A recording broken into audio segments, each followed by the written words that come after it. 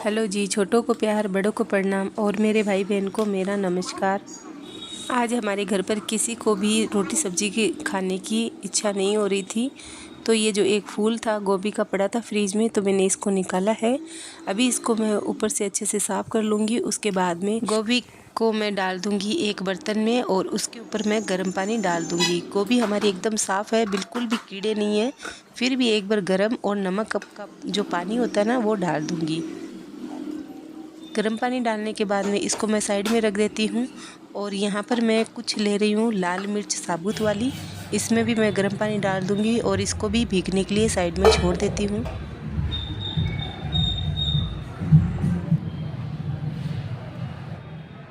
इस परात पे मैं डाल रही हूँ गेहूं का आटा। ज़रूरत के अनुसार जितना आपको परांठा बनाना हो उतना ही आपको आटा लेना है। तो जितनी मुझे ज़रूरत है उस हिसाब से मैं गेहूं का आटा ले रही हूँ। अब इसमें डाल दूँगी मैं नमक इसमें मैंने टेस्ट के अनुसार डाल दिया है। अब गुनगुने पानी से मैं आटा लगा लूँगी और थोड़ा थोड़ा करके पानी डालकर इस पूरे आटे को इकट्ठा कर लूँगी। उसके बाद में इसमें अच्छे से गुत्थे लगाऊंगी ताकि जो हमारा आटा है एकदम सॉफ्ट और नरम बने।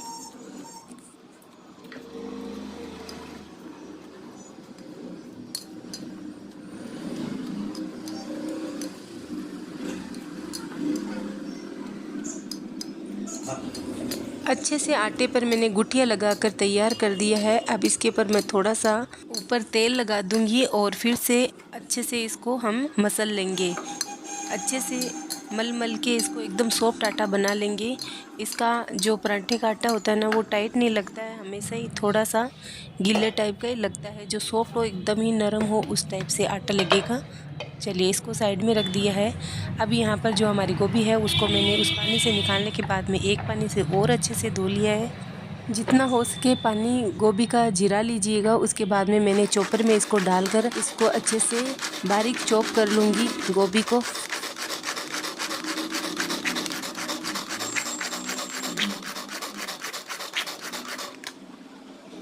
कुछ इस तरह से बारीक किया है। अब इसको मैं बर्तन में निकाल लूँगी।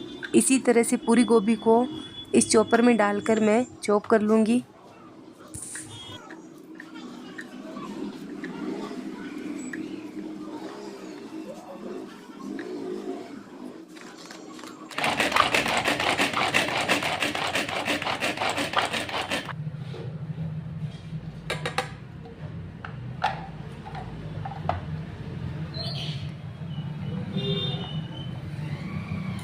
जैसे मैंने सभी फूल गोभी को अच्छे से चॉप कर लिया है और इस बर्तन में डालकर इसमें हम नमक डाल देंगे।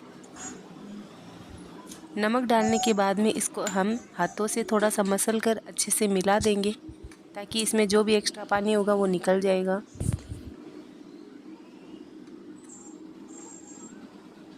पानी छोड़ देगा गोभी तो साइड में रख दिया है 5 मिनट के लिए। इधर मैंने 5 से 7 काली मिर्च ली है, इसको भी मैं पीस लूँगी और उसके बाद में लहसुन और हरी मिर्च अदरक इन सबको ओखले में कूट लेंगे।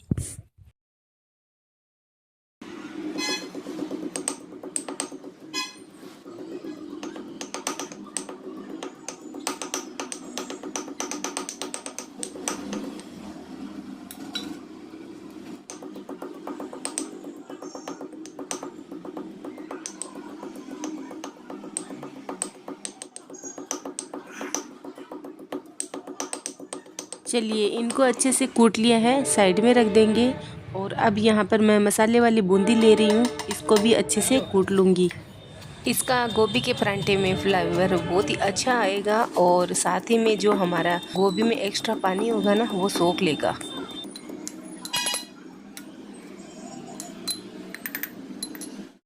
अब यहाँ पर मैंने एक कपड़ा लिया है, रुमाल या मखमल का कोई सा सूती का कपड़ा हो ले लीजिएगा। उसके ऊपर इसको डालकर गोभी को और अच्छे से निचोड़ लेंगे।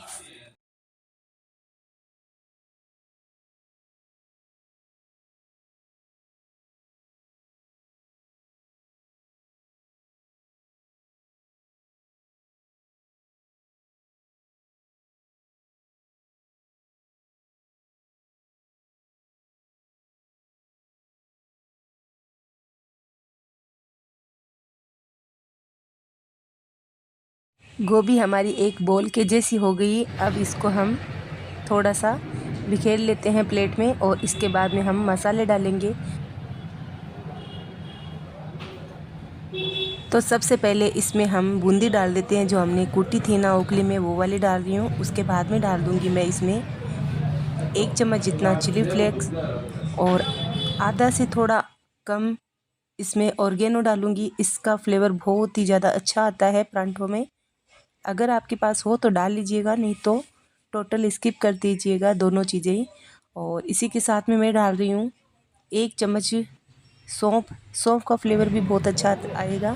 साथ ही में इसमें डाल रही हूँ मैं अजवाइन हाथों से क्रश करके 1 चम्मच जितना, और 1 ही चम्मच गरम मसाला पाउडर डाल दूँगी। 1 चम्मच धनिया पाउडर। यहाँ पर आपके पास साबुत धनिया हो तो वो ज़रूर डालिएगा, मेरे पास ख़त्म हो चुका है इसलिए मैंने पाउडर डाला है। और 1 चम्मच डाला है मैंने इसमें पाव भाजी मसाला। पहले सभी मसालों को अच्छे से मिक्स कर लेते हैं। इसके बाद में हमने जो ओखली में अदरक, हरी मिर्च और लहसुन कूटा था वो डाल देंगे और इनको भी इनके साथ में अच्छे से मिला देंगे।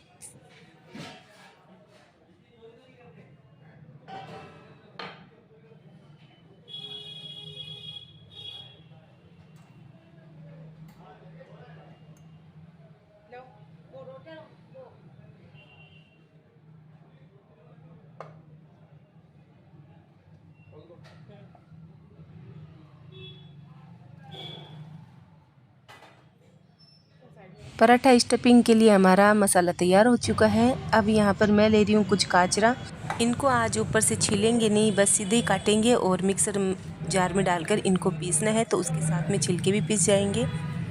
इनको काटने से पहले ये तय करना होता है कि ये खारे हैं या कड़वे हैं या खट्टे हैं। अगर खारे हैं तो इनको निकाल दीजिएगा, कुछ ये खारे होते हैं इसमें। तो मैंने जो काटे थे गाजरा, इनमें से एक भी खारा नहीं निकला था, सब अच्छा था। और ये जो गाजरा है ये दिवाली से पहले के हैं हमारे पास पड़े, और ये ख़राब भी नहीं होते हैं गाजरा। अब इनको मैंने काट लिया है सभी को गाजरों को। और इन गाजरों का जो टेस्ट है वो खट्टा मीठा होता है। कई गाजरे जो होते हैं वो मीठे निकल जाते हैं, कुछ खट्टे निकल जाते हैं, तो चटनी में खट्टा मीठा टेस्ट आता है।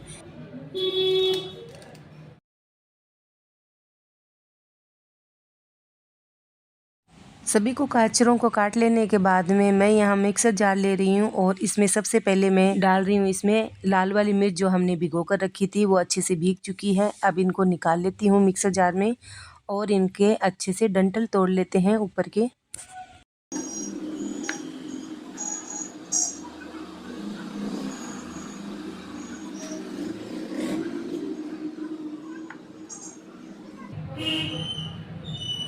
लाल मिर्च के डंठल तोड़ लिए हैं। अब इसमें 10 से 15 लहसुन की कलियाँ ली है, ये डाल देंगे।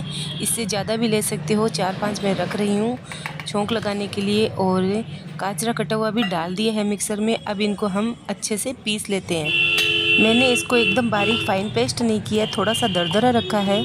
और अब इसको मैंने एक प्लेट में निकाल लिया है।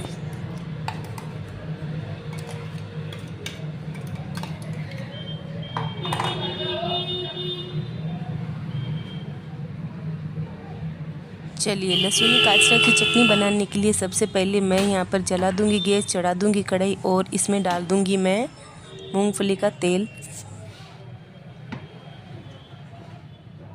तेल अच्छे से गर्म हो जाए तब इसमें मैं डाल दूँगी कुछ लहसुन की कलियाँ। मैंने कुछ लहसुन की कलियाँ और भी ली है और साथ ही में लिया है 1 चम्मच जितना जीरा। इनको अच्छे से भून लेते हैं। जब तक ये लहसुन अच्छे से ब्राउन नहीं हो जाना, तब तक हम धीमी आंच में अच्छे से इनको भूनेंगे तेल में लहसुन को।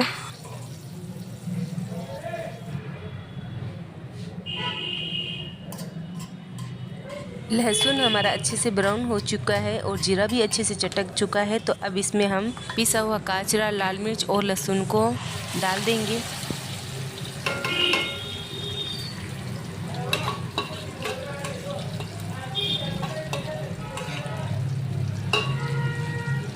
अब इनको अच्छे से हम भूनेंगे। 2 से 3 मिनट अच्छे से तेज़ आंच में भूनना है, ताकि जो गाजरा और लाल मिर्च अच्छे से भुन जाए। उसके बाद में हम नमक डाल देंगे इसमें।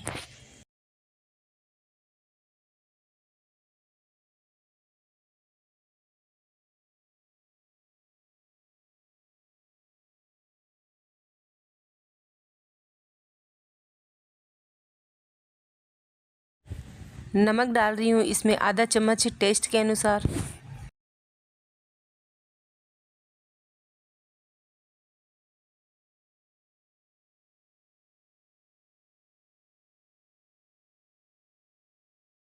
इस चटनी में अमचूर पाउडर बिल्कुल भी नहीं डलता है, क्योंकि जो काजरा है वो खट्टे मीठे होते हैं, तो अमचूर डालने की आवश्यकता नहीं है। अब ये तेल छोड़ दे चटनी, तब तक हम ढककर पकाएंगे। गैस की आंच को अब धीरे कर देंगे और 3 से 4 मिनट धीमी आंच में इसको पकाएंगे। बीच में अगर चिपक भी जाए ना तो चेक कर लीजिएगा एक बार।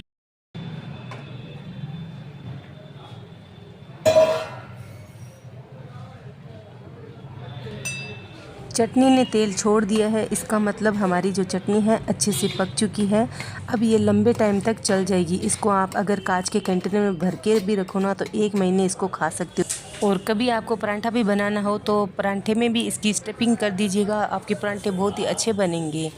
तो चलिए, हमारी चटनी बनकर तैयार हो चुकी है। इसको आप खिचड़ी के भी साथ खा सकते हो, पराठे के, पूड़ी के साथ में, या फिर बाजरे की रोटी में, मकई की रोटी के साथ में, किसी के भी साथ में खाओगे सबके साथ में अच्छी लगेगी। लेकिन हमारे घर में जब भी ये चटनी बनती है तो दोपहर में बाजरे की रोटी बनेगी, उसके साथ में ये चटनी खाई जाएगी। यही हमारा दोपहर का नाश्ता होता है। ढक्कन हटाने के बाद में करीबन मैंने इसको 2 से 3 मिनट और अच्छे से धीमी आंच में करके पकाया है, ताकि ख़राब भी नहीं हो और खाने में बहुत ही अच्छी लगे। तो चलिए, गैस से मैंने चटनी को नीचे उतार दिया है। अब यहाँ पर जो मैंने आटा लगाया था उसको अच्छे से मल के थोड़ा सा और सॉफ्ट आटा कर लूँगी।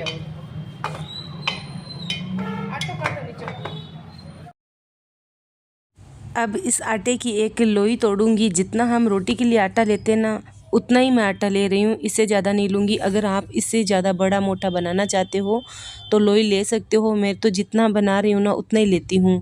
इसी से ही हमारी अच्छे से स्टफिंग हो जाएगी और ये हमारा जो पराठा है वो मोटा भी ज़्यादा भी नहीं बनेगा, पतला बनेगा, खाने में भी अच्छा लगेगा। तो अब इसकी मैंने एक अच्छी सी घेरी बना ली है। घेरी बनाने के बाद में इसमें मैं डाल रही हूँ ये मसाला गोभी वाला।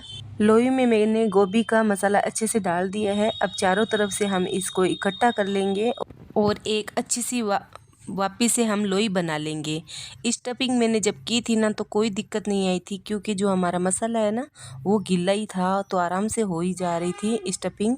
और ये मैंने परांठे पहली बार बनाए हैं, कभी भी नहीं बनाए ये परांठे मैंने इस तरह से। अब इसके ऊपर मैंने आटा लगा दिया है सूखा, और चकले पर रखकर इसको अच्छे से, जैसे हम रोटी बेलते हैं उसी तरह से मैं इसकी रोटी बेल लूँगी। बस जब भी हम कोई से भी परांठे बेलें ना तो हल्के हाथों से अच्छे से बेलेंगे तो परांठे कभी भी नहीं फटेंगे। मेरा परांठा एक भी नहीं फटा था और मैंने इतना मोटा और जाड़ा पराठा भी नहीं बनाया था। दिक्कत ये है कि फूले या नहीं फूले, लेकिन अगर परांठा आपका फूल रहा है और ज़्यादा मोटा है तो वो खाने में अच्छा नहीं लगता है। अगर मसाला ज़्यादा है और परांठा फट भी नहीं रहा है, पतला है, तो वो खाने में टेस्टी भी लगता है। ज़रूरी नहीं है कि वो परांठा आपका फूले बिना ही आपका परांठा अच्छा बन जाएगा। एक परांठा मैंने रोटी के जैसे बेल कर तवे पे डाल दिया है, और जब तक वो सीख रहा है ना तब तक मैं यहाँ पर दूसरा परांठा भी बनाकर तैयार कर चुकी हूँ। अब वापस से एक लोई बनाऊँगी।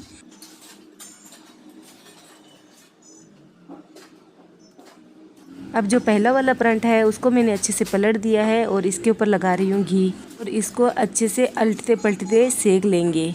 ये मेरा पहला था परांठा।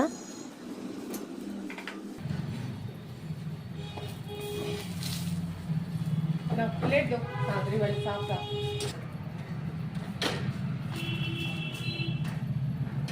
परांठे को मैंने अलटते पलटते करते अच्छे से सेक लिया है। अब इसको मैं नीचे उतार लेती हूँ और दूसरा वाला परांठा जो है वो भी डाल देती हूँ।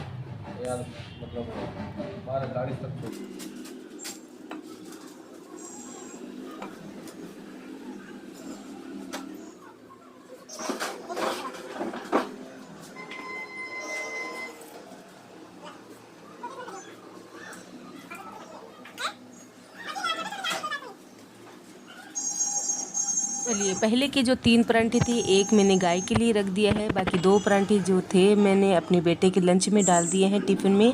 अब हमारी फैमिली की बारी है, घर में सभी जो मौजूद हैं उनके लिए मैं परांठे बनाऊंगी।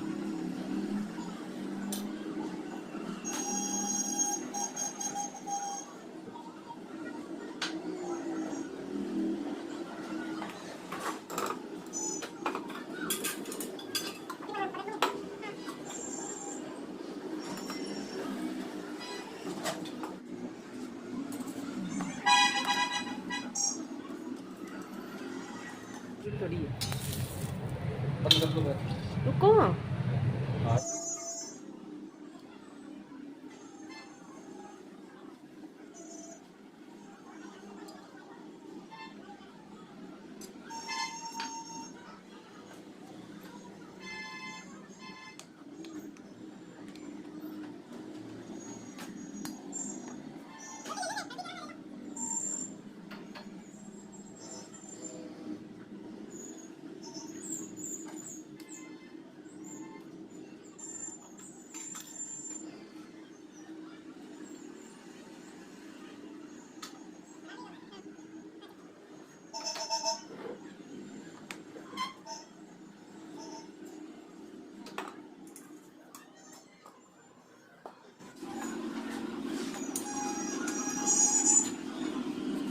परांठे जब भी बनाओ ना आप, अगर आपको सॉफ्ट परांठे खाने हैं तो जैसे ही आप तवे पे परांठे डालते हो ना, तो उसी टाइम आपको घी डालना है, तो आपके नरम और सॉफ्ट बनेंगे परांठे। अगर आपको थोड़ा सा करारा खाना है परांठा को, तो आप एक बार अच्छे से इस परांठे को सेक लीजिएगा, फिर ऊपर से इसके ऊपर घी लगा दीजिएगा। परांठा जो है करारा अच्छा बनेगा। दो रोटी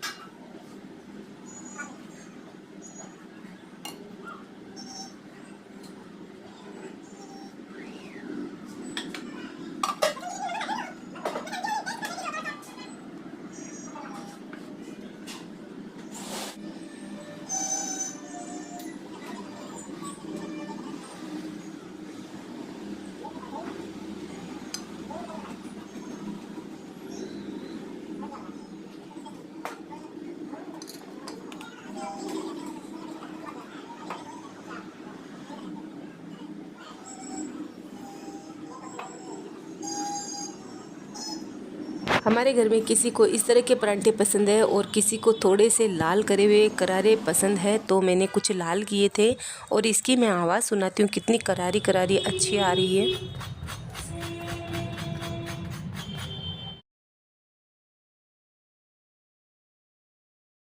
इस तरह से मैंने करारे परांठे बना लिए हैं और हमारी थाली भी मैंने परोस ली है। तो इसमें सबसे पहले हमने जो चटनी बनाई थी, काजरा, लाल मिर्च और लहसुन की, ये चटनी डाल दी है। साथ में डाली है खट्टी मीठी आंवला की लौंजी। वीडियो पसंद आई तो आप मुझे सब्सक्राइब कर सकते हो, और खाना अच्छा लगा हो तो आप भी अपनी फैमिली के लिए इस तरह के परांठे बनाइए, खुद खाइए, उनको खिलाइए और एंजॉय कीजिए। मिलते हैं अगले वीडियो में।